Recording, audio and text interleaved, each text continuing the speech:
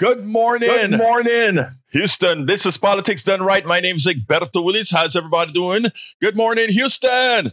Good morning, Harris County.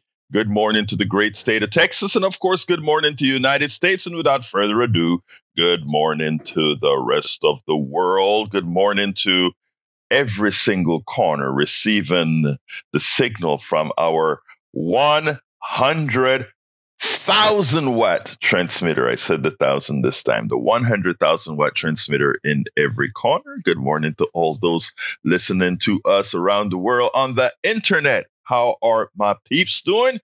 I trust you had a good weekend. We had a productive weekend this week. So all's good. But without further ado, let's go ahead and say, hola, estudio. Good morning, studio. How are you guys doing? And good morning to you, Egberto. We are back up to 100,000 watts. I think we're going to go to 101,000 later on today. Because all right. Here, so we could just go ahead and use it, man. I want to say good morning to Harry. That was David Sanborn and David Trucks with Brother Ray, just for Harry this morning. And that's about all I got, man. I had a good weekend. Had a deep discussion with my sweetheart up in Livingston, where we were talking about how the United States goes in and messes up other countries' economies, and they come here. The same thing Jack has been saying, the same thing you've been saying. Quit sticking our nose in other people's stuff. That's great. It's kind of hypocritical to say we're so great and then mess people around so bad. Yeah, that's the United States has got a big karmatic payment coming up. And, I haven't heard it like that before. A big karmatic payment. I love that. I'm going to steal that one. It's a big karmatic payment because I believe in what goes around comes around. Yeah. Because I've seen it way too many times. Yeah, my karma ran over my dogma. Is that what happened? You gotta learn how to drive. All right, so what you got? All right. Respect, honor, ethics, humility. Something our politicians aren't showing much of these days. So we got to listen with our ears, cast off our prejudice, see with open eyes and an open mind. And if it sounds like hooey, it probably is. Don't let the mainstream media feed you lies as truth. Lying rats. Exactly. Riches. Yeah, I love that. And Jack, once again, you did it. The media spewing lies. We have to stop blaming our fellow brothers and sisters for a whole lot of what they think, right? Because if you objectively listen to the media, it turns out too often the mainstream media are the ones pushing a narrative, either for one of two reasons, just to go ahead and get clicks or get people viewing. You know that statement that people use that says, if it bleeds, it leads. If it bleeds, it leads. And unfortunately, that shouldn't always be the case. If it bleeds, it doesn't really need to lead. What that does, it gives false perception of what's going on. If you're constantly showing crime on the screen, even relatives of mine, the crime rate is so bad, the crime's going on. Well, if that is what the media is going, if all the media show is crime going on, then that's what you're going to see. I mean, look, there is crime, but is it really going up? Is it really something that's uncontrollable? And then also, what are the ways that you can mitigate crime, right? There are a lot of things that we can do to make sure that we can drop the crime rates. But the same people that are complaining about crime so often want to do nothing that it takes to solve the crime problem. The media has an interesting way of doing things that actually, instead of reporting the news, often is leading the news. Imagine every day, a lot of people in this country are doing good things, helping their fellow men and women, helping their neighbor, taking them out of a bind. I mean, if you were to look at all the good things people do for each other, it will far outnumber the criminal thing people do to each other. I mean, just think about it. Imagine if we had more stories where somebody, was really, really sick and a kidney was donated to that person, and somebody really had their house, in bad shape, and a group of neighbors got together and fixed up that house. Somebody who doesn't have the money or the health to do their yard, and somebody comes in and do their yards. I mean, one of the reasons I like TikTok, and for those of you who, don't, TikTok can be a good thing, can be a bad thing. Because of the things that I follow, TikTok usually turns out to be just a good thing for me. If you go ahead and watch a whole lot of naked women on TikTok, that's what they're going to fill your feed up with. But if you, I like that. I hear you, man. I hear you. But if you start watching good deeds and national stuff and international stuff, that's what your feed fills up with. And my feed, is filled with a lot of people doing good stuff on the streets. And I'm not talking about the staged ones, because, on TikTok or Instagram, a lot of people stage things. They stage a good deed. They stage something about giving away this or whatever. But I'm just talking about somebody capturing something good that's happened, et cetera, et cetera, et cetera. And you see, people are good people. I was speaking to a relative yesterday, and they were being fairly hard on the immigrants, and fairly hard on the people who need health care that don't work, right? And a lot of times it's because they don't have the ability to work. Look, I'm for everybody working. I've never not worked a day in my life. But I tried to explain to them, I said, look, think about this.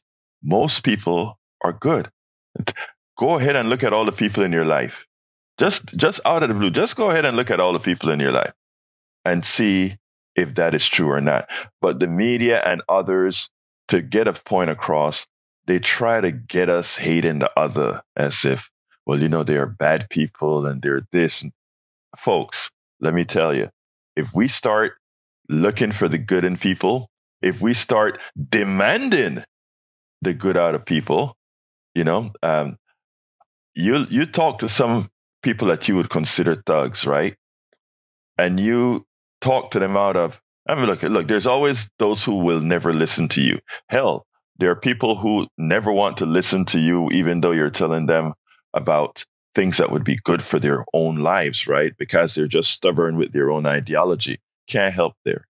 But there are people that the mere fact that you say, I expect X out of you, man, you can do better. Sometimes just those words make somebody take a second look at the things that they're doing, because they feel in their lives before felt like, who the hell cares? And they sit down and say, wow, well, this person really cares.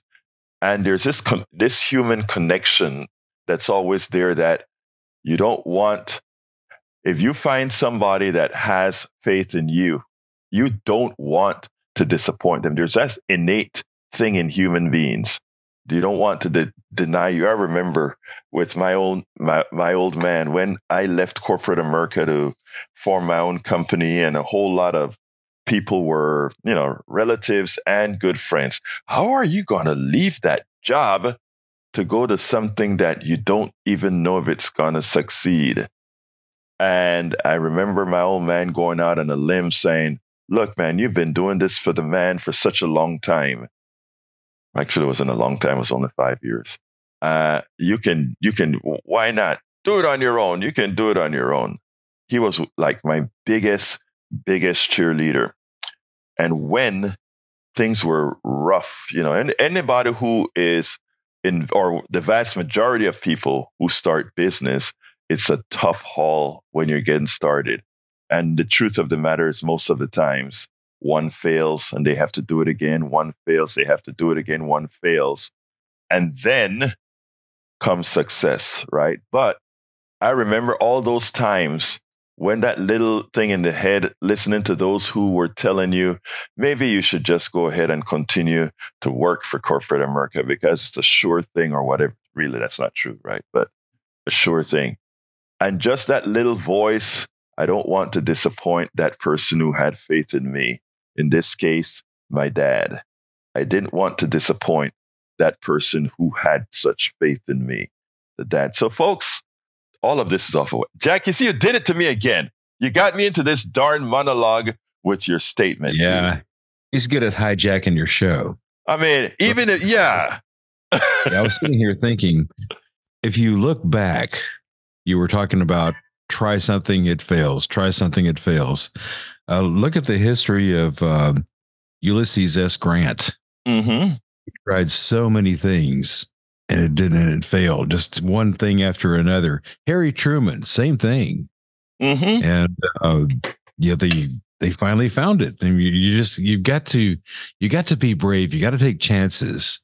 Mm-hmm. And if you fall on your face, well, you can get back up. Because, I've never actually not worked for corporate America, but I do side stuff and, invest in equipment and that sort of thing to get a job done. But I could probably do it if I wanted to. But I have KPFT to look after, and that's like an errant child. Well, I'm always trying to look after the radio station. I was going to say, I don't know if you're necessarily being very accurate. I definitely don't consider KPFT a corporate job. And number two, man, you do so much on the outside, man. If you really wanted to do that the whole time, you could. Yeah, I could. I took a risk and signed up with a deposition company shooting depositions. And I will tell you, that is the most boring video you've ever seen in your life. All the lawyers are friends with each other.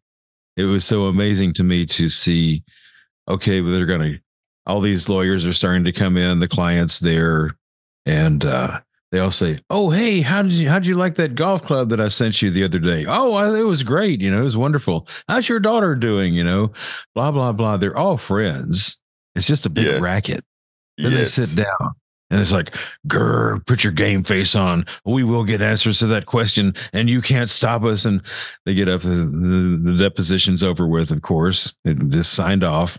And they all, hey, tell your daughter I said hi, or your daughter doing pretty good up there in A&M. And I mean, they're all friends. Yes. It's all a huge racket. It's a cabal, I've never seen anything like it in my life. I'm like, holy cow.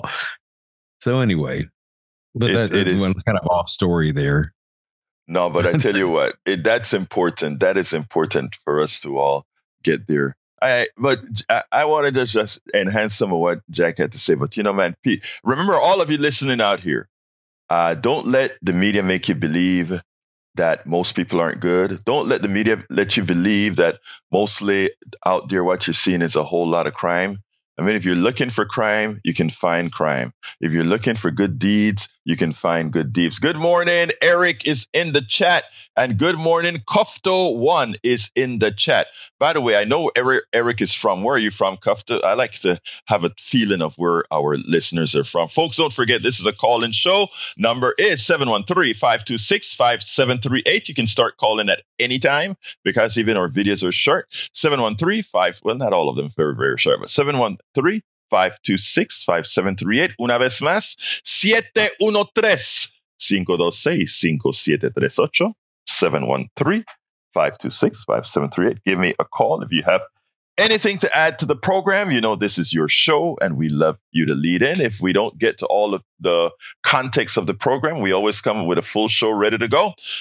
Simply go to politicsdoneright.com/newsletter, politicsdoneright.com/newsletter. By the way, over the weekend, I worked on fixing what I call my entry page that gives you all the places where we post stuff, which is like on TikTok, Instagram, YouTube, all of that. If you want to see all these things all put together, and you can go to politicsdoneright.com/info, politicsdoneright.com/info to see that. Anyhow, folks, the title of the show today, as I get to it, is Trump Healthcare, Chris Hayes on Biden's economy, and media failure to export the truth. Media failure to export the truth. So I'm going to start with the healthcare portion, right? Because that is something that affects us all. And the Daily Kos had a story written by, actually, it wasn't a Daily Kos story. It was a Kaiser News story. So it wasn't a story based on ideology. It just kind of said Trump did this in healthcare when he was in power. He didn't do this when he was in healthcare in power.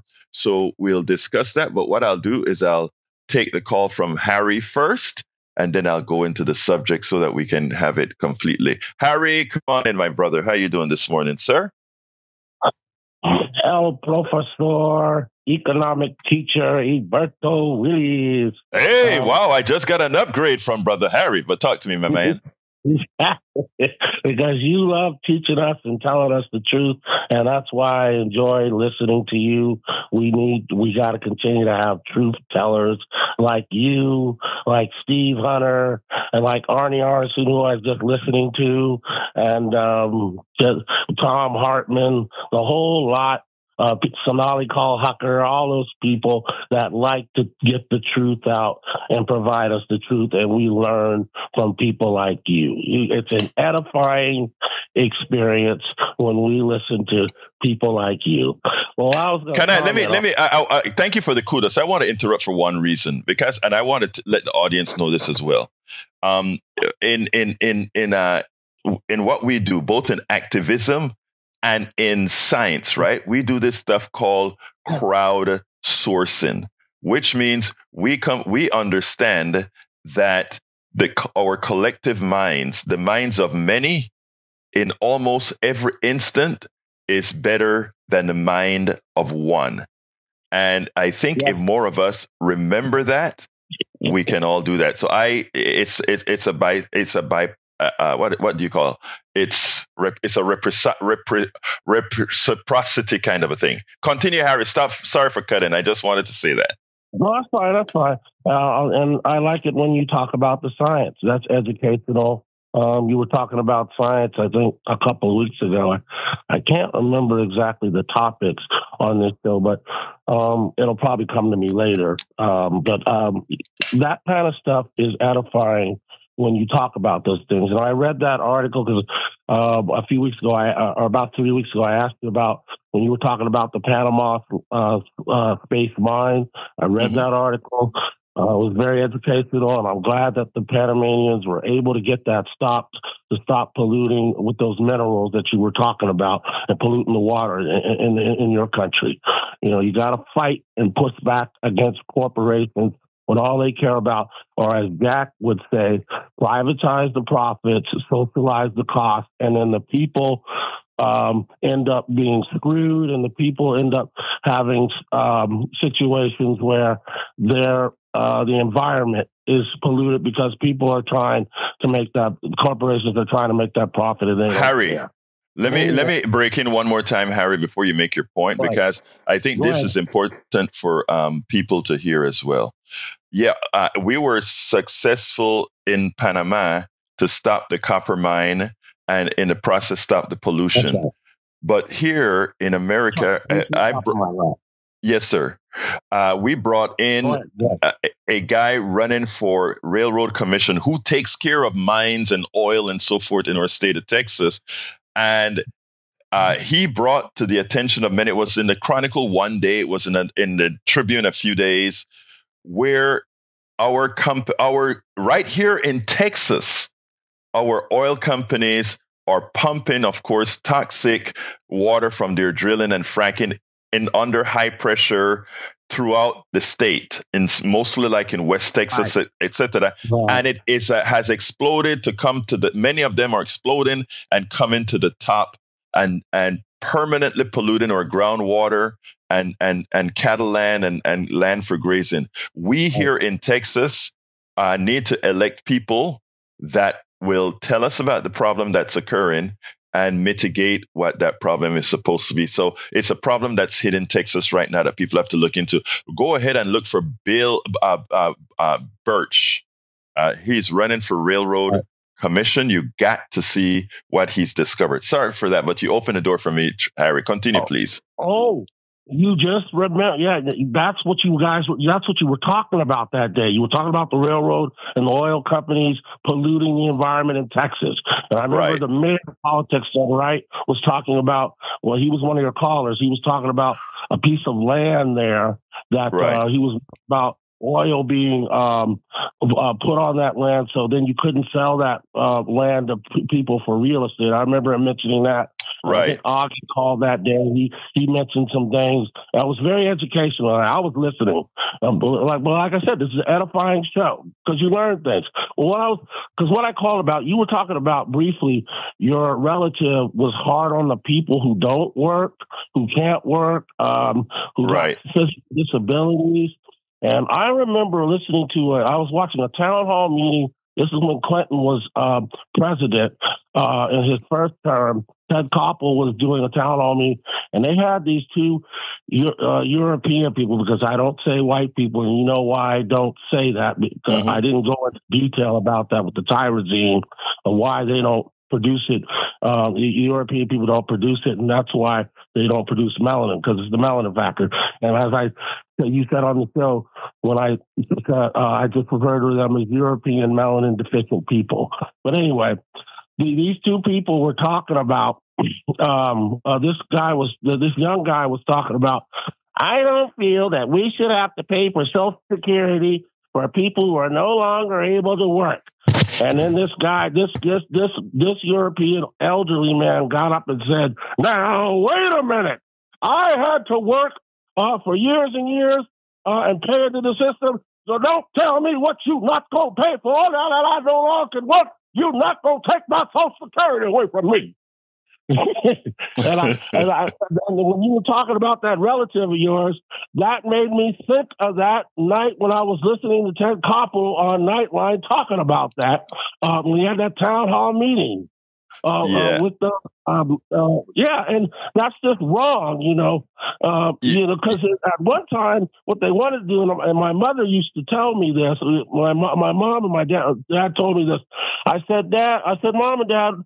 And my brother was in the room too.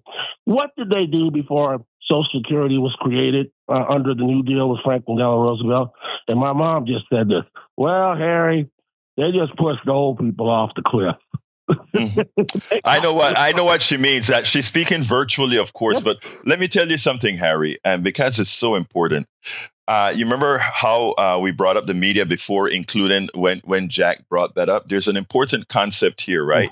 The only reason a lot of people have the feelings they have against immigrants, or the feelings they have against the people they purport not to work, is the narrative that the media allows other parties to present, right? Which is generally not a very accurate narrative. I sit down and I talk to the folks who make these sort of comments. Look, I'm going to be, let me use myself first. I have never, ever, ever not worked in my life. In fact, from the time I came to this country, I have been working more than what is the 40 hours a week. And to this day, I still work 16 hours a day. Good morning, Mr. Fleming. I still work 16 hours a day. There's nothing special there. There's nothing special there. Let me also tell you, when I go anywhere in this country, and I mean, we go on conferences with these different activist groups that I'm in. Yeah. Every city that I go to, every city, I'm not talking, no exception. There are people out there busting their butts to work. But I can always find a vagabond on the corner of a street somewhere.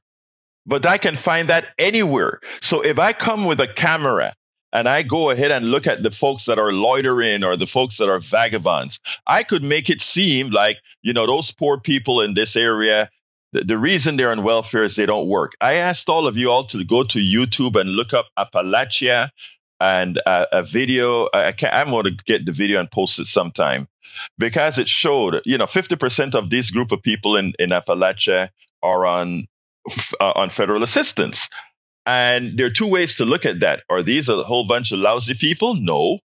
Their industry left, coal and all of that. And neither Democrats or Republicans did right. Democrats just showered them with benefits, right? And a lot of these people, what they want, they don't want just benefits. They want industry or government to come in there and create something for them to make something out of their lives. So the narrative for all these people are that there are people that don't want to work. I'm gonna be honest with you. I don't know anybody. No, none of the folks I know are people who don't want to work. Everybody I know, if given the opportunity to work with, hey, Harry, I got to start taking calls. So if there's something quick that you need to say it so I can go to Donald. Well, yeah. Two things I wanted to say. Thank you, Howard, and good morning to you, Howard and Jack, for playing David Sanborn. I will call Howard later in the week about a few more songs. And you said you're gonna talk about Donald Trump. You're gonna play a Trump video or something like that. The video is not for Donald Trump, but I'm going to talk about the healthcare, maybe. But whatever the case is, it's in the newsletter. All the articles are in the newsletter at politicsandright.com. I wanted to remind you again. Can you do a show playing? And I told this to Steve as well. Can you do a show playing that Mitt Romney tape where he talks about Donald Trump? I have your email tagged, Harry. I promise you I do. Right. I just haven't gotten around to finding and cutting the video, but I will. Your email that you sent me is tagged, okay? Oh yeah, because if he becomes the nominee, people haven't maybe have forgotten that. What Mitt Romney was about Donald I'll do Trump. it. I promise you, sir. Harry, let me go. I promise you. I promise you, sir. I promise you. Okay. All right. Let's go to Donald. Come on in, Donald. Good morning, Alberto. How are you today? I am doing very fine, my brother. Talk to me. I listened to the other show on Friday, but I'm going to get back to the railroad commissioner. Yes, Your sir. brain may work like some other people. Okay. My first thought when you did that story was how I was going to put a leach well for samples, put a monitoring system on it, send signals back to monitor the back pressure in that well to see if it's getting active or not, and figure out how to make money out of it. Because that's the way we're programmed. Well, some people are. Right. And some people are not. They want the best for the environment. So anywhere in that did you think of how to make a solution, but also to make money off of it? Right. You know, let me tell you something, Donald. You hit an important thing here, right? Because it even affected us with COVID. Whenever we see, because of how we've been trained to think, whenever we see a problem, we don't first say, let's solve the problem and work out everything afterwards. We first, and when I say we, I'm talking about the people who run things in the country. We first have to see if there's a way we can channel money to some corporation in the private sector to solve the problem. If you remember when we had the COVID, thing, the pandemic, the first thing Trump did is try to see how his people, his businessmen, were going to be able to make $1 out of it. And also the first thing he did was to try to hide that happening, because he knows once the semblance of a spreading disease would occur, that it would affect business. So in effect, sweep it under the rug, and at the same time get in those who can make money on it in line. And I don't know if you remember that time when he lined up behind him on the lawn a whole bunch of businesses and what these guys were going to do. This was a healthcare issue that he should have turned over, not to the NIH, I don't remember the health department, and say, run with it. We don't need to be making press conferences about a corporation doing this or a corporation doing that. Obama was the last president that gave a good template on how you solve these problems. You ever heard about the Ebola pandemic in the United States? Never happened. I wonder why. Because we nipped it in the butt when it was about to happen. And how did we do it? We didn't hide anything. We went and we searched for it. Anyhow, let's go ahead and continue, Donald, before I go to Johnny. So that's exactly right. People like, I don't want to put me in the boat, but you I would say you and I, but you're right, I'm left. Anyways, we try to find a solution that helps the public as a whole. We Right. want to help mankind to become better. But we could come up with the ideas on how to cap the well, how to monitor it, everything of that nature, and have a dedicated area and be able to sample and make sure it's not becoming active. But until you can make money off of it, it's not any good to them. And that's the difference in the heart. Exactly. So I was going to say, yeah. Hey, you've been playing possum. I'm going to catch you on this one. I know when you sang Happy Birthday to Howard Reynolds, I listened to your tonal quality and everything else. You didn't tell us you were a singer, but if you decide to sing a song, I want you to do Freddie Fender and The Last Teardrop Falls. Oh, I remember The Last Teardrop Fall. Okay, I'm going to do that one. I have to remember the words, though. It out of the park. Hey, let me tell you something, brother. Let me tell you a little secret. Remember this word. It's in my, actually, I put the picture of me in the band in back when I was in high school. It was called Los Dinamitas, the Dynamites, back in the days. And we played salsa, soul, reggae. There wasn't hip hop then, but we also played a little bit of rock. We played everything because we wanted to make money on the United States bases in Panama with the GIs who paid very, very well. So those were the good old days, man. So one of these. When you're a dancing chicken, you're just on a different hot plate getting a different amount of feed, but you're still dancing. So there you go, brother. Y'all are. Hey, Donald, you be cool, my man. Thank you for calling in. Yes, sir. All right, let's go to brother Johnny. Come on in, the mayor of Politics Done Right. How you doing, Don? And now, Johnny? ladies and gentlemen, please stand for the mayor of Politics Done Right. And here's Johnny. Enough of that build up now. When everybody's busy dancing and singing, guess what? No one's got time to fight. Yeah, you know something. You must have heard us several weeks ago when we were speaking about that, why we need the activists, why we need those who are willing to just take on the job. Because you're so right, Johnny. People have to work. I am assuming this is what you're saying. People have to work so hard to survive that they don't have the time to fight. Is that what you're saying, Johnny? No. When the GIs are paying good money to hear you sing and dance, they rather do that than try to kill somebody or be killed. I misunderstood. There you go. Yeah, I know, man. I know. Hey, we had fun with the GIs, man. With all due respect to Elton John and Saturday Night's All Right for Fighting, which is a great song, by the way. And I'm a peace activist, and I like that song. But that's not why I called. You mentioned at the top of your program today, the media. Mm-hmm. And so, I have all kinds of problems with legacy media. Right. In Manhattan, as well as right. Hey, Johnny, today I got two things to steal. Karmatic behavior from my brother Howard, and now you talk about legacy media. I always call it traditional media, but I prefer legacy media. I want to write all this stuff down, man. Go ahead, continue, please. Right, Limbaugh used to refer to it as drive-by media, which I thought was kind of disrespectful because everything they do on the right is meant to be a dig, and they're not interested in reaching out and solving. But my problems with media, one of my problems most recently, even with Amy Goodman, I have to say I was disappointed in, and maybe I was wrong because I was starting to get COVID a few days ago when she brought up the analysis of the New Hampshire primary. It was. What was the second primary? Was it New Hampshire?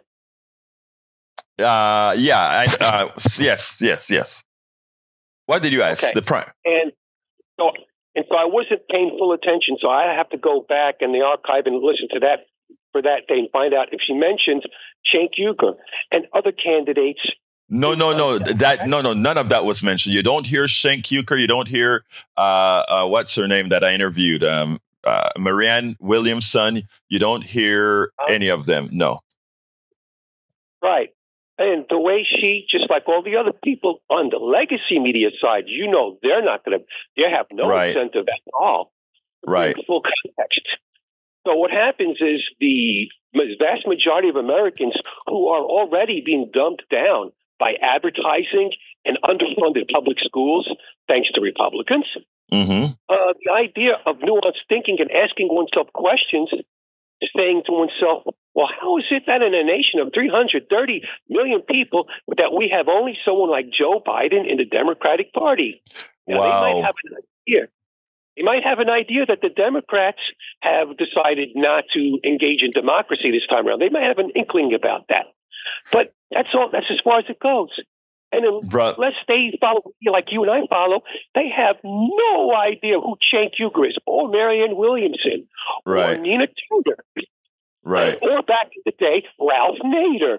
Right. They don't know that we have a prohibition against naturalized U.S. citizens running for the highest office in the land. Right. As if it's some kind of a protective device. What are we afraid of? That a naturalized American citizen gets into the White House and that he's going to start squirreling away secrets and selling them to our enemies? Or that he's going to get away with more than $1.6 billion at the end of 4 years in graft and corruption using the White House? Oh, wait a minute. That already happened with a natural-born citizen named Donald Trump. Right. Hey, you nailed it, Johnny. You nailed it. But look, let me tell you, I want to expand on one thing that you spoke about there. As far as, let's say, the Democratic Party is Biden all we got. It's Biden is. It's interesting that we never went ahead and this I put on a lot of activists ourselves that are activists. Whenever we get somebody, we have to go out there and continue to promote, that we have more. And I don't think we did a good job of that because there was so much happening in the country. And but the truth of the matter is, no, Biden is not the best that we could have come up with.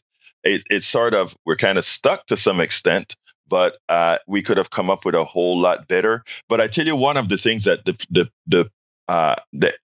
the people in power like, and that is Biden is a safe bet as far as, let's say, the corporate structure is concerned. Because the things that we need as a society right now require such major changes to the way our economic system works. And we have people who are willing to talk about it, that, Joe Biden will hold the status quo for 8. They figure Joe Biden will hold the status quo for 8 years. And believe it or not, they'll accept Donald Trump. If you listen to the people on Wall Street, they wouldn't mind if Donald Trump get elected. Doesn't matter what it means to a whole lot of people. They don't mind. But Johnny, I need to go to another call. Give me a quick closer so I can go to Joe. I want to close with one final thought. I'm glad you said what you said about Biden. The idea that Biden is going to be a safe placeholder. What does that mean if he gets reelected? We're going to put up with 4 more years of not accomplishing, because that's what Democrats do. We need more than this. We're hurting. People are hurting. Yes. We need on Amy Goodman and other left-wing media to start giving voice to people like Cenk Uygur and have actual conversations every day about why the United States does not allow naturalized U.S. citizens, and to give air to his lawsuit. He's got lawsuits pending right now, and they have found in his favor at 1 or 2 of those so far. So it's looking okay. But Johnny, get the word out about Cenk Uygur's lawsuits. Guess what? Nothing will change. Johnny, thank you very much. We need to take up that subject in better detail on another program. So thank you very much for bringing that up, sir. All right, let's go to Joe. Come on in, Joe. Hey, good morning, everybody. Brother Joe, talk to me. Man, I'll tell you what. Here comes another week. But just some observations I'm throwing out there. There's some misinformation to correct, right? That you just gave. You said that you said that the last potential pandemic was Ebola, and it was prevented by the sage and wise policies of Obama, right? But that nothing could be further from the truth, because it's an entirely different pathogen, an entirely different scenario, right? You're not going to have Ebola virus transmitted through the air, it's just fantasy, right? So don't don't credit Obama with saving us from the Ebola. Secondly, right, the COVID sequence. I remember it was 2019. I'm a trained molecular biologist, by the way. I've used all the genetic tools that you can imagine, right, and, to do cloning and create genes and extract genes and move them around. And I use the public databases at NCBI to do what's called blast searching of the sequence of coronavirus.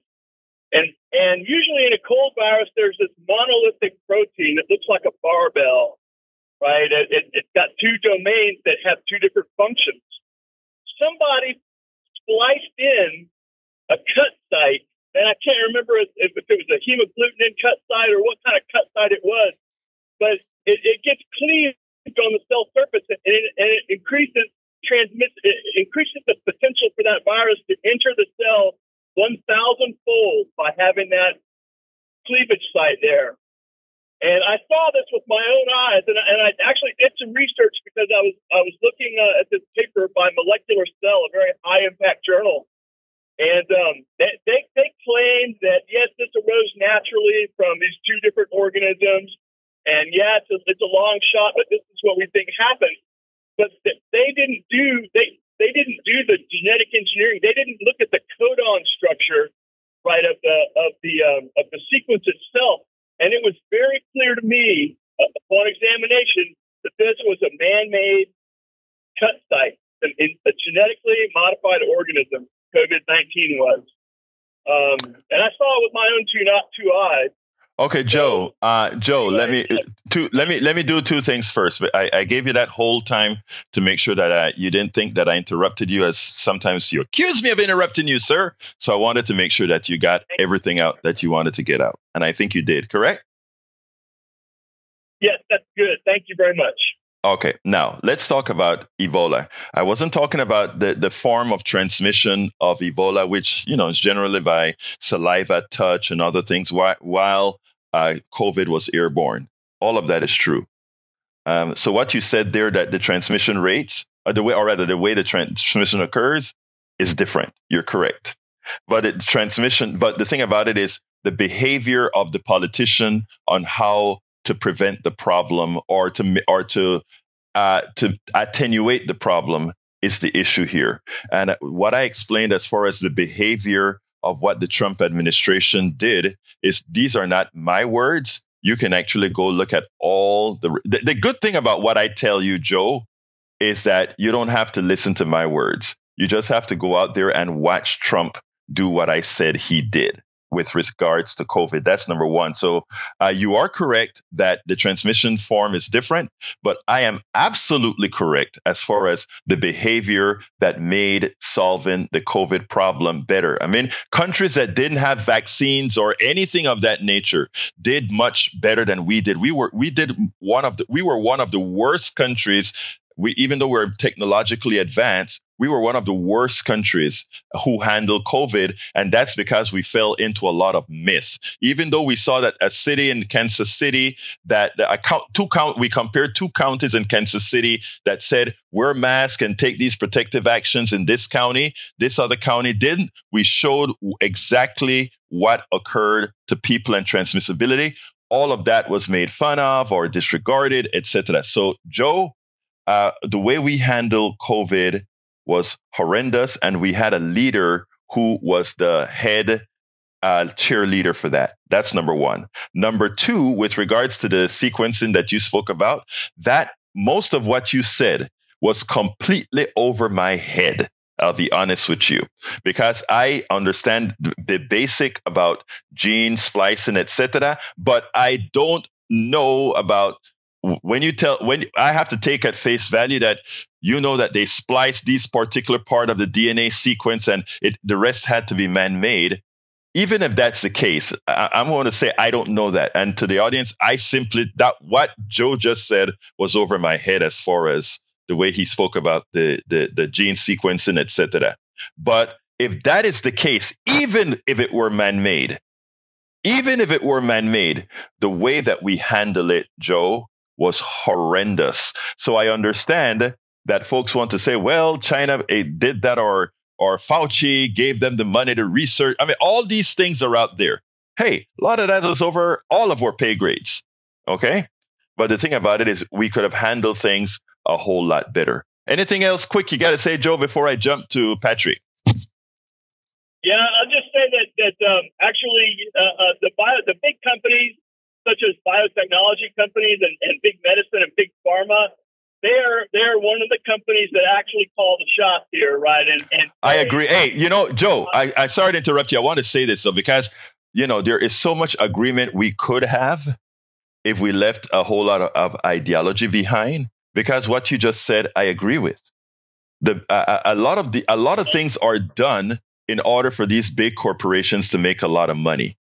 I agree with you. But you know who tells these big corporations, elect me, I'll make sure you do well? And we have it on video with him doing it. Mr. Trump. Mr. Trump tells these guys, you guys are going to love me. Your pocketbook's going to look a lot better. And think at whose expense their pocketbooks are going to look better. You and me. Thank you, Joe, for calling. He sounds just like every other politician out there. They all say the same thing. Hey, but guess what, sir? But guess what, Joe, don't leave yet. Let me just tell you quickly. The difference here is what? He did it. We talk later, brother. We talk later. Thank you for calling in as usual. And you enjoy. Are you on a bus, right? Are you heading to your bus stop, right? Man, I'm driving in this morning. Life is hard, buddy. Oh, okay. Well, hey, get on the bus. Save the environment. I'm kidding you. You have a good one, Joe. We'll talk later. Let's go to Patrick.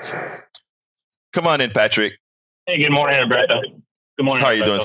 ¿Cómo estás? Hey, doing great. Thanks. Bien, bien. ¿Y tú? Bien, gracias. Háblame. I wanted to circle back to two things, make it real simple this morning. Immigration and crime. Mm-hmm. Starting with crime. If we are really concerned about it, if the media is concerned about it, I think that we would probably be discussing that one of the biggest drivers for crime, violent crime especially, is income disparity.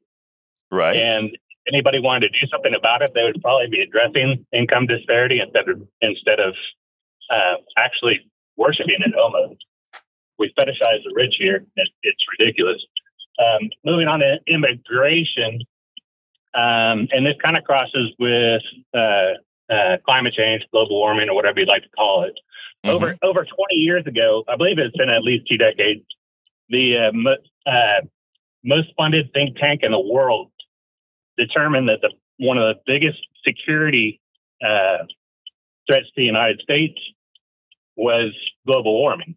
Yes, and the reason why is they expect it to change weather patterns, rainfall. Mm-hmm. So it's going to change where we have water, where we can grow things. And so other people are going to be forced to flee places that become deserts. And where are they going to come? You know something, Patrick? I mean, that's what I have like enlightened people, because you nailed it, right? Yeah. First of all, talking about immigration and crime, they really don't compute. Immigrants commit a lot less crime than the native-born Americans. One, because they don't want to have an interface with the system. But number two, with regards to global warming, you're correct. And here's the funny thing about it. A lot of folks says, well, it's not, so why should we worry about what global warming is doing to other people? And when they try to come in here, we have to remember, if we were to take a look at what's causing global warming, which is, again, throwing all that carbon into the sky. And if we look at what countries have thrown all that carbon into the sky, the cumulative amount of carbon in the sky, the cumulative amount. I had a chart that I printed a few months ago that showed that we by far are the ones that have thrown the most carbon into the air for the Industrial Revolution and much more. But Patrick, I'm running out of time and I have some other calls to take. Anything real quick that you need to say? I wouldn't trust a president that thinks that asbestos is okay. It's a clinician. Thank you, brother. Appreciate you. Let's go to Emmanuel. Emmanuel, come on in. Hey, Hey, good morning, mi hermano. ¿Cómo estás? Mi hermano pana, háblame. Listen, there's something deep and strong going on in Houston, Texas. Okay. And I don't know if the judge, Hidalgo, is making the right move. I don't know. She's Colombian. I picked up. Yeah. And I picked up that there's a very strong and deep Republican move in Harris County, Houston. I don't know exactly what the roots of all of this is about, but something very powerful, because I've been listening to some talk shows locally here in Houston, and there's a very powerful move on the Republicans, by the Republicans, to make some kind of change here in Houston, Texas, across the board. And the last thing I want to tell you, and I'll get off the line, I went back when you spoke about you being in that particular band, because I was a member. Back in those days, I was a percussionist in Los Mozambiques. Tú eras de los Mozambiques. Oh my God. Are you serious? Yes. Yes. I have some of your records, man. Yes. I was a percussionist in Los Mozambiques. Los Mozambiques de Parque Lefebvre. I know, of course I know Los Mozambiques de Pasa, hermano. Claro que sé de ellos. That was one of the premier bands back in the day, man. That is, I was Los Dinamitas, Dynamites. You were the Mozambiques. That was amazing. I remember. Now I am tough. Now I know who you are, because we play with the Silverstone. Yes, of course I remember the Silverstone. Mozambiques, Gran Combo. Oh, wow. Exactly. We open with the Silverstone when we were getting started. Hey, Emmanuel, you and I go have to talk the next show, because I got to go to another call. Thank you, hermano. Tú eres el hermano del corazón. Igualmente, Papa, igualmente. But let me hear what you think, what you have to say. I'm going to say it real quick. Hidalgo is one of the strongest, most progressive, has been the most progressive county judge that we've ever had. And the reason she doesn't only have Republicans against her, but she has Democrats against her as well, because she believes in instituting policies that go against the grain. Period. No two ways about it. She's strong, and that is what we need, and that is why I've always made sure that the truth comes out about her. Young woman, powerful woman, much more powerful than her nice, sweet way of speaking will let you believe. And you're correct about that, but we are going to make sure that the county remains progressive, my dear brother. All right? Gracias, Papa. Gracias, man. Suave. Let's go to Tag. Hey, Tag, I can only stay with you for about a minute, because I got to go to Brian for another minute. How you doing, Tag? Did they take off when you came back, or did they just flop their wings? Tag, you're on. Hey, how you doing, Alberto? Real, you got 1 minute, sir. Yeah, I just want to say real quickly about what the obscenely rich has done with the tax money that they've saved. Mm-hmm. And a lot of that money has went directly into playing politics, which is a terrible thing for our country. Yes, sir. So that's what I wanted to say. I think people need to remember that when they talk about the deficit and more tax cuts for the rich. We don't need any of that. So thank you, brother. Whatever they said they were going to do, with they said they were going to support government initiatives, or they just haven't done any of that. It's went right into politics. So thanks, Egberto. You have a great day. Thank you, my brother. Tag, you have a great day as well. Anybody hadn't seen 60 Minutes last night, take a look at 60 Minutes and the yacht. Okay? I just did something to me when I saw that. Brian, you got 1 minute. Talk to me, Brian. Yeah, did you get a chance to watch the video about Dwayne Kavanaugh and his piano playing communist partners or not? You know, I am so sorry, Brian. Brian, I remember you asked me to watch it. I'm so sorry that I didn't. I need to ask you a favor. If you could send me an email to kpft@politicsdoneright.com, because I don't even understand how to spell the name. So please go ahead and just drop me a line at kpft@politicsdoneright.com, and I'll do that. So give me another subject before I let you go, and I'll take a look at that. Okay, let's go back to Lena Hidalgo. Yes. Okay, she dropped out of college. Okay. She's never been a lawyer. Okay. She was set by the Democratic Party. Not really. Oh no, sir, that is not true, sir. I was a part of that, the group that got her in. Okay, not as a host, but as a part of the progressive movement. So no, that's not how it happened. I was a part of that, so that's not how it happened, sir. Yeah. She gave an $11 million contract over 3 of the most well-known medical institutions in the country. She gave it to a friend of hers that had a post office box. Okay, and the problem with that is? What the problem with that is just what I said. Okay, could they do the job? $11 million. Let me tell you. Okay, Brian, let me stop you for a second there. Okay, Brian, hold on, my brother, do me a favor. Hold on a second. I got to go, but I want to just get this out there. A lot of people are going to put on messages that she gave a contract to these people who, otherwise would not have gotten the contract, and you're right about that. You see, the thing about it is a good old boy network has always given the same list of people these contracts of our tax dollars. That we have a Lena Hidalgo that is willing to give these contracts now to other small entities, etc. I am all for that, because we should not have just the good old boys getting it at all. Others should. Brian, we talk about this another day, because I got to go to Brother Howard to close the baby up. Howard, close us out. The good old. Okay, well, very interesting show. There was something I was going to say, but I forgot what it was. Jack, what you got?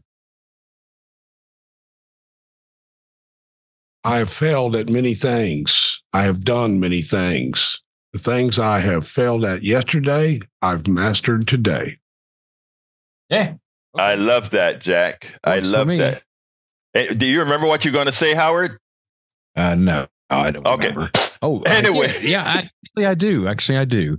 My sweetheart loves to spend a lot of time on TikTok, and she showed me this particular video of this guy who went down to the border, and he says, 0.5 miles away, there are open gates with absolutely nothing there.